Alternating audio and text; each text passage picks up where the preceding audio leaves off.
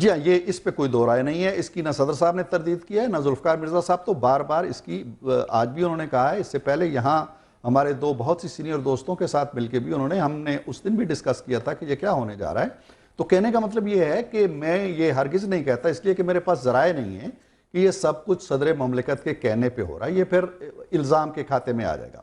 لیکن یہ کہ ان کے علم میں تھا، اور یہ بھی ان کے علم میں تھا یقیناً کہ یہ کیا کہنے جا رہے ہیں، ملاقات کا ایجنڈا کیا ہے، وہ ثبوت لے کے جا رہے تھے ایک جماعت کے اپنے ایک اتحادی سابق اتحادی کے خلاف، یہ بھی صدر مملکت کے علم میں تھا۔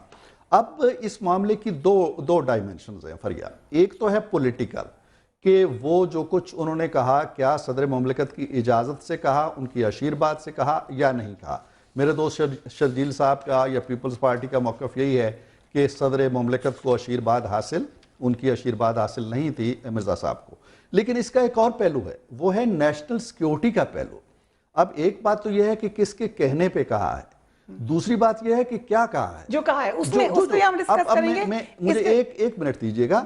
اب معاملہ یہ نہیں ہے کہ کس کے کہنے پہ کہا، ہم یہ مان لیتے ہیں کہ صدر مملکت اس میں شامل نہیں ہے، ہم مان لیتے ہیں کہ ان کے فرشتوں کو بھی خبر ہے، لیکن اس کے باوجود اس کی انویسٹیگیشن ہونی چاہیے، لیکن ہم اسپیشلی اس پہ گفتگو کرنا چاہ رہے ہیں۔ یہ جب کہہ دیتے ہیں نا کہ یہ ذاتی رائے ہے، یہ کالا باغ ڈیم پہ ذاتی رائے ہو سکتی ہے، کمشنری نظام پہ ہو سکتی ہے، پولیس آرڈر پہ ہو سکتی ہے، یہ ذاتی رائے نہیں ہے۔ لیکن نیشنل سیکیورٹی پہ ذاتی رائے نہیں ہو سکتی۔ نیشنل سیکیورٹی کا ایک منٹ صدیق صاحب آپ کے پاس آئی ہوں۔ آیاز پلیجو صاحب، very warm welcome to you.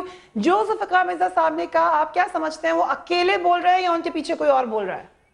فریا، میں سمجھتا ہوں کہ جب تک کراچی میں جو سچویشن تھی اس کے وکٹمز اور اس کے نشانہ بننے والے فقط عام پاکستانی تھے، عام سندھی، عام بلوچ، عام پختون تھے، اس وقت تک پاکستان کی اسٹیبلشمنٹ، پاکستان کے پارٹس دیٹ میٹر اور پاکستان کے پولیٹیشنز وہ سب تماشا دیکھتے رہے، عدالتیں خاموش رہیں۔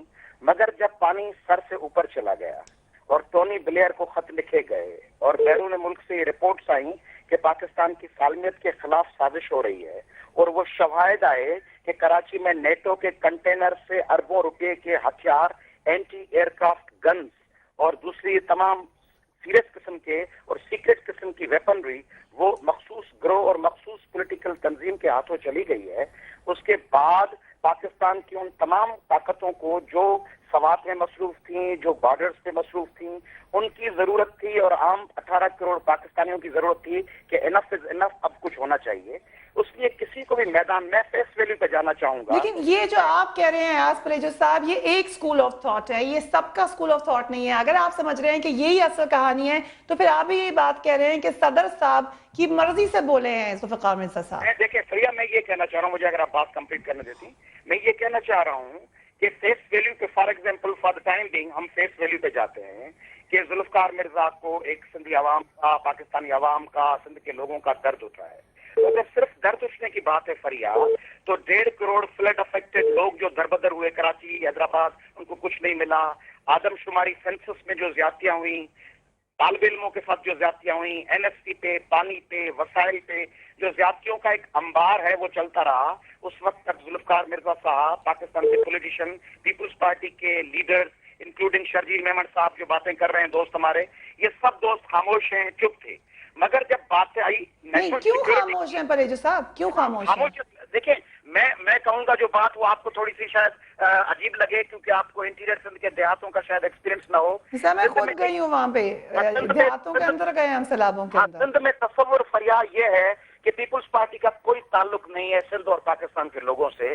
سندھ میں عام رائے یہ بن چکی ہے، اور 5، 8 اور 13 اگست کی 3 جو ہم نے ہڑتالیں کی، اس میں بھی رائے یہ سامنے آئی۔ تو پلیجو صاحب، یہ آپ نے بات کہی ہے تو اس کا مطلب ہے ابھی جو ذوالفقار مرزا صاحب بول رہے ہیں اس سے پیپلز پارٹی کو فائدہ ہوا ہے؟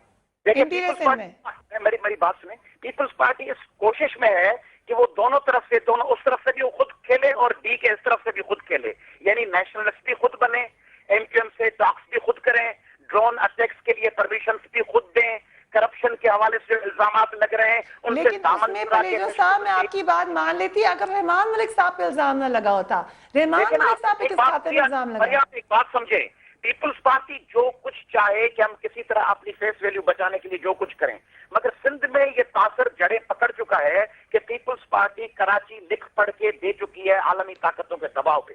پیپلز پارٹی سرنڈر کر چکی ہے سندھ کے तमाम राइट्स को, पाकिस्तान के तमाम राइट्स को। एक मिनट पहले जो साहब मेरे साथ रहेगा शर्जील मेमन साहब, बहुत सारी बातें होंगी, आई नो आप इस पे पहुंचाएंगे।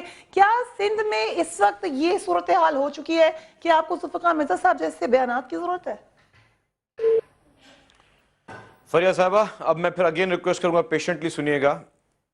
पहली बात जो मोहतरम पलीजो साहब ने की से कि एक नेशनलिस्ट यही बातें कर सकता है जो कि उन्होंने बातें की हैं, और मैं भी इनको नेशनलिस्ट के भी मुझे बहुत सारी चीज़ सवाल दिमाग में आते हैं जो उन्होंने बात की कि हम लोग खामोश बैठे होते हैं। हम कभी खामोश नहीं बैठे होते।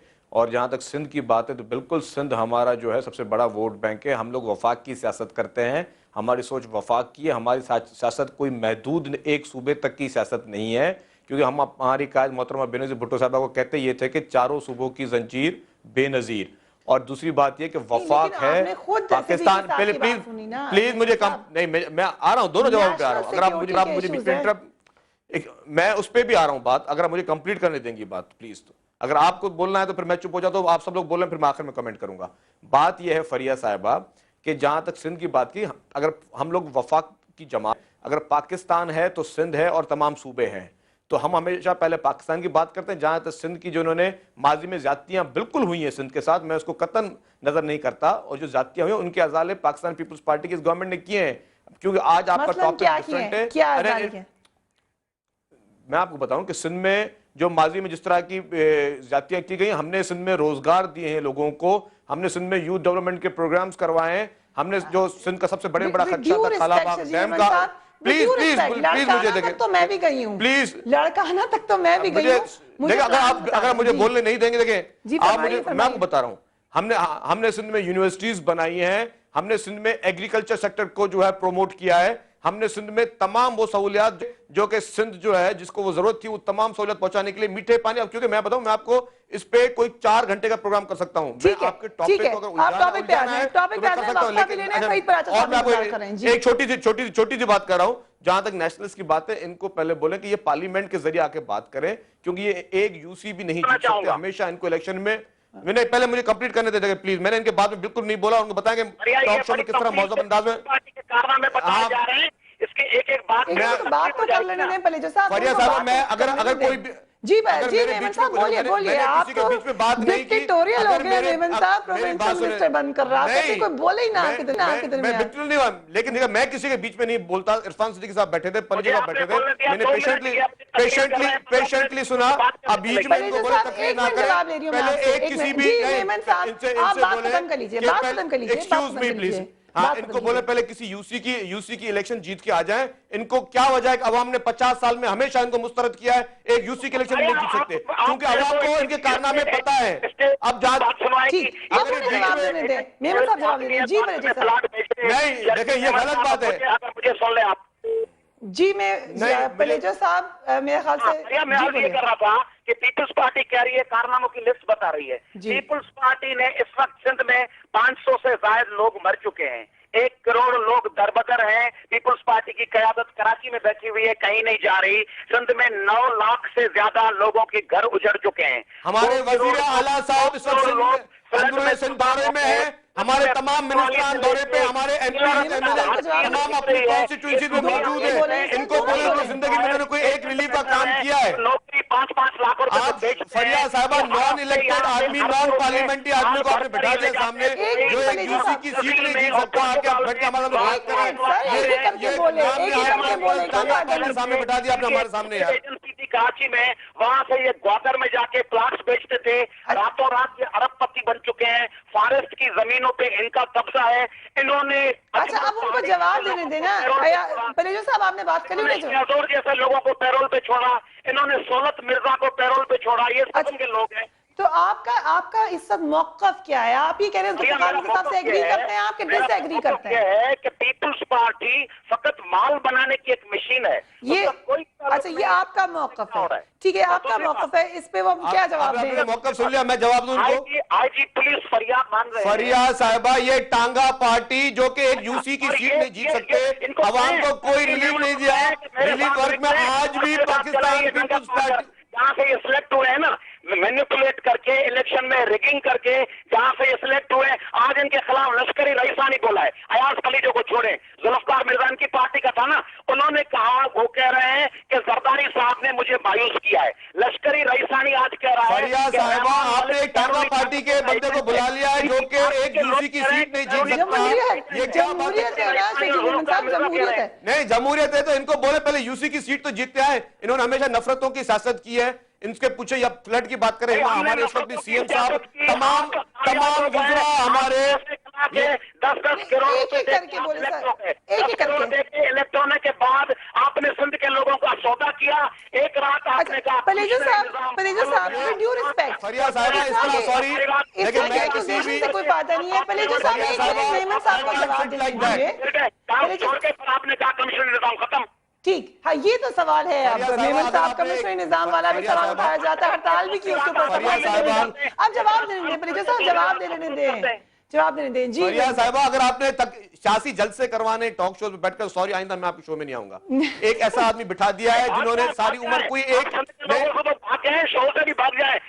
آپ ہی بھاگو گے جناب, آپ ہی بھاگو گے. میرے خیال سے وقفہ لے لیتے ہیں, وقفہ لے لیتے ہیں, اس کے بعد بات کریں گے. پریجو صاحب بھی فریہ صاحبہ, میں ایک منٹ میمن صاحب وقفہ لیتے ہیں, اس کے بعد آرام سے بات کریں گے.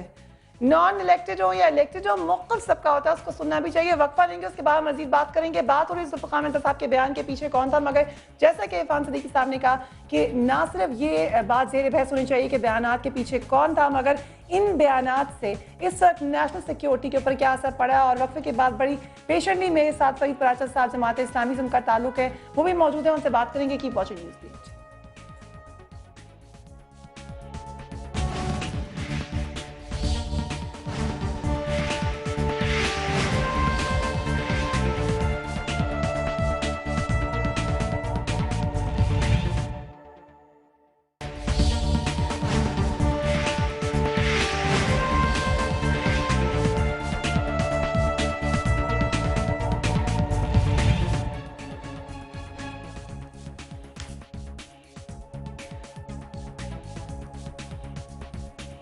Welcome back.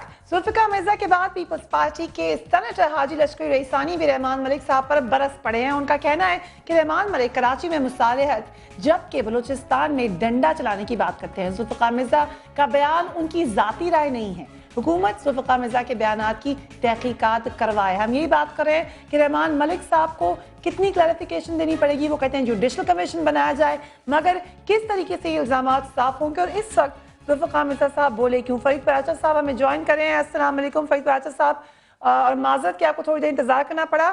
مجھے بتائیے گا ذوالفقار مرزا صاحب کی پریس کانفرنس سندھ میں پیپلز پارٹی کو پاپولر کرانے کے لیے تھی یا ان کی زرداری صاحب سے لڑائی ہو گئی کسی دوست کی؟ اچھا, بسم اللہ الرحمن الرحیم. بہت شکریہ آپ کا. بڑا سنجیدہ موضوع ہے, اور اس کا یہ پہلو کہ ہم اس کے پیچھے تلاش کریں کون ہے, سندھ کی سیاست کیا ہے, پیپل ذوالفقار مرزا صاحب کو استعمال کیا گیا یا ذوالفقار مرزا صاحب خود برس پڑے, یہ ساری باتیں میں سمجھتا ہوں کہ ان کا تجزیہ بھی ہونا چاہیے. لیکن اس سے زیادہ اہم بات یہ ہے کہ یہ سارے الزامات اور یہ انتہائی اہم قسم کی معلومات جو ایک سندھ کے صوبے کا سابق وزیر داخلہ دے رہا ہے, یہ کہاں پہ جا رہی ہیں, اس کا نتیجہ کیا نکل رہا ہے, اس کے نتیجے کے اندر کیا کراچی کو امن مل رہا ہے, یہ سب سے اہم ہے میرے نزدیک. میں یہ سمجھتا ہوں کہ گزشتہ 2 مہینوں کے اندر 500 افراد جو ہیں وہ کراچی کے اندر بے گناہ مارے گئے ہیں. کسی بھتہ خور نے کسی بھتہ خور کو نہیں مارا, کسی قاتل نے کسی قاتل کو نہیں مارا, کسی ٹارگٹ کلر نے کسی ٹارگٹ کلر کو نہیں مارا. ان کی آپس کے اندر اتنی مفاہمت ہے اور اتنا یہ آپس کے اندر گٹھ جوڑ ہے کہ اپنے ایک دوسرے کے چھرے کے تحفظ کر رہے ہیں. غریب لوگوں کو اٹھایا گیا, صرف زبانوں کی بنیاد پر, علاقوں کی بنیاد پر لوگوں کے جسموں کے ٹکڑے کیے گئے. آج اگر کوئی ایکشن ہو رہا ہے تو وہ ایکشن بھی صرف کاسمیٹک ہے. پتھے اسی طرح چل رہے ہیں, لاشیں اسی طرح گر رہی ہیں, صرف تھوڑا بہت فرق ملا اس بات کا پڑا ہے کہ کچھ لوگ غائب ہو گئے ہیں, کچھ مدت بعد دوبارہ آ جائیں گے.